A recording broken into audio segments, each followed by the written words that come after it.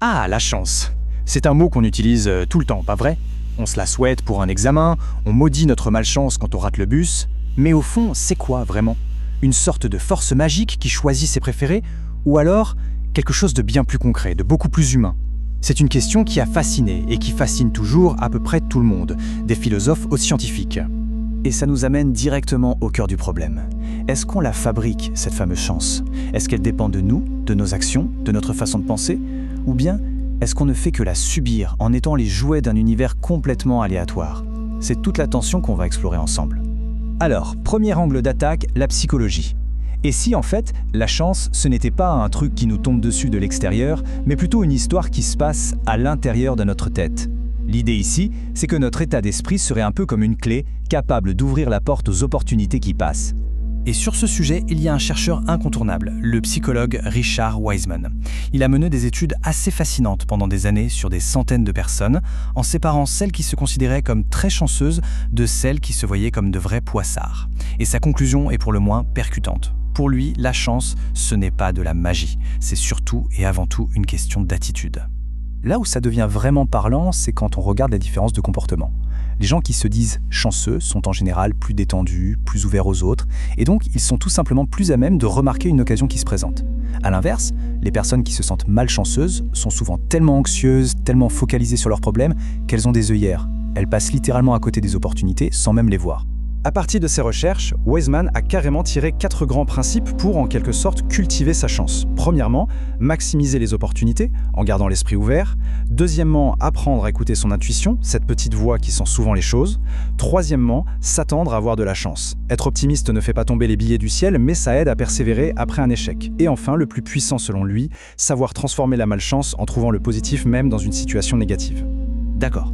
Donc notre attitude peut nous aider à saisir la chance. Mais et si on sortait de la psychologie? Et si la chance n'était pas juste dans notre tête, mais une véritable énergie qui circule dans le monde, une force qu'on pourrait attirer et même influencer? Là, on bascule dans une toute autre approche, la vision ésotérique. Dans la pensée taoïste, par exemple, on fait une distinction très claire. D'un côté, il y a le destin, ça c'est immuable, c'est un peu le jeu de cartes qu'on reçoit à la naissance, on ne peut rien y faire. Mais de l'autre côté, il y a la chance. Et elle est vue comme une énergie malléable, une ressource qu'on peut attirer, stocker ou au contraire gaspiller. Au cœur de cette vision, il y a le fameux Qi, l'énergie vitale. La chance, c'est tout simplement une manifestation d'un bon flux de Qi. D'ailleurs, le Feng Shui, c'est précisément ça. C'est l'art d'aménager son environnement pour que cette énergie s'accumule de manière positive, un peu comme l'eau dans un réservoir, et pour éviter les énergies toxiques, le Shachi, qui la dispersent. Dans cette logique, la gestion de la chance devient presque une sorte de comptabilité spirituelle. On parle par exemple de Bayun, c'est-à-dire de réapprovisionner son compte de chance en faisant des offrandes, comme des dépôts sur un compte en banque céleste. Il existe même des pratiques de Yinzai, des prêts occultes, où l'on emprunte de la chance à des divinités qu'il faut ensuite rembourser avec des intérêts sous forme de rituels. C'est une vision très transactionnelle où la chance est une sorte de monnaie cosmique. Bon, on a exploré l'attitude et les énergies. Mais s'il y avait une troisième voie, une explication beaucoup plus simple et beaucoup plus neutre? Et si la chance n'était ni une question de mental, ni une force mystique, mais simplement un événement aléatoire, sans intention, dont les conséquences, pour nous, sont importantes? C'est la vision de la science et de la sociologie. Pour un sociologue, un événement chanceux doit réunir 3 ingrédients. 1. Il faut du hasard, de l'imprévu. 2. Il faut des conséquences, bonnes ou mauvaises. Et 3. Le point crucial, l'événement doit échapper au moins en partie à notre contrôle. Réussir un concours qu'on a préparé pendant 1 an, ce n'est pas de la chance, c'est du travail. Les exemples à grande échelle sont parfois vertigineux. En 1945, la cible initiale de la seconde bombe atomique était la ville de Kokura. Mais ce jour-là, le ciel était nuageux. L'avion a donc été dérouté vers sa cible secondaire, Nagasaki. Un simple événement météo a littéralement décidé de la survie d'une ville et de l'anéantissement d'une autre.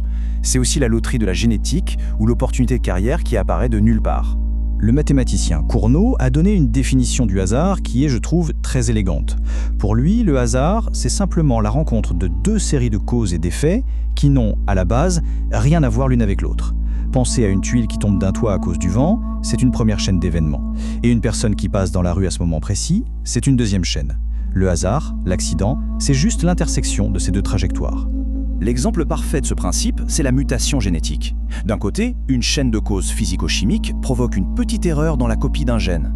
De l'autre, une chaîne de causes environnementales, totalement indépendante, détermine ce dont l'organisme a besoin pour survivre. Le fait que la mutation soit bénéfique ou néfaste dépend uniquement de la rencontre, purement fortuite, entre les deux. Sa valeur est complètement accidentelle. Alors après tout ça, une question s'impose. Si la chance est à la fois une attitude, une énergie et un accident statistique, quelle place reste-t-il pour le mérite, pour l'effort personnel? Et c'est là que le débat devient profondément social et même politique. Le sociologue Pierre Bourdieu avait cette métaphore très parlante de la table de jeu. Il disait en substance, on arrive tous à la grande table de la vie, mais certains commencent la partie avec une montagne de jetons, le capital économique, culturel, social hérité, pendant que d'autres démarrent avec presque rien. Les règles sont peut-être les mêmes pour tous, mais les chances de gagner, elles, sont radicalement différentes dès le départ. Du coup, deux visions du succès s'affrontent. D'un côté, l'idéologie de la méritocratie pure et dure, la réussite est le fruit du talent et du travail. Point.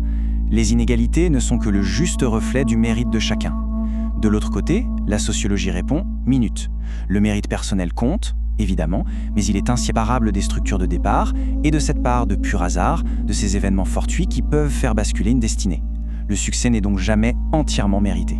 Prenez le grand mythe américain du self-made man. On nous le présente comme une célébration du travail acharné. Sauf que si on relit les romans d'Horatio Alger qui ont forgé ce mythe, on s'aperçoit d'un détail amusant. Le héros, aussi travailleur et vertueux soit-il, ne s'en sort que parce qu'un coup de chance spectaculaire lui tombe dessus. Il sauve la fille d'un riche industriel, trouve un portefeuille. C'est ce coup de pouce du destin qui lui ouvre les portes, pas uniquement son labeur. Mais alors, pourquoi est-ce si important de reconnaître le rôle de la chance? Parce que ça change radicalement notre regard sur la réussite et l'échec. Ça nous rend plus critiques face à l'idée que les riches ont mérité à 100% leur fortune et les pauvres leur situation. Ça peut nous rendre plus humbles face à nos propres succès et plus empathiques face aux difficultés des autres. Et surtout, ça peut nous encourager à créer des sociétés qui donnent à tout le monde les moyens, comme on dit, d'avoir la chance d'avoir de la chance. Et c'est là-dessus qu'on va se quitter. Admettre la part immense du hasard dans nos trajectoires, est-ce que c'est une excuse facile, une façon de se déresponsabiliser, ou est-ce que c'est au contraire le premier pas indispensable vers une société un peu plus humble, un peu plus solidaire et finalement un peu plus juste? La question, bien sûr, reste ouverte.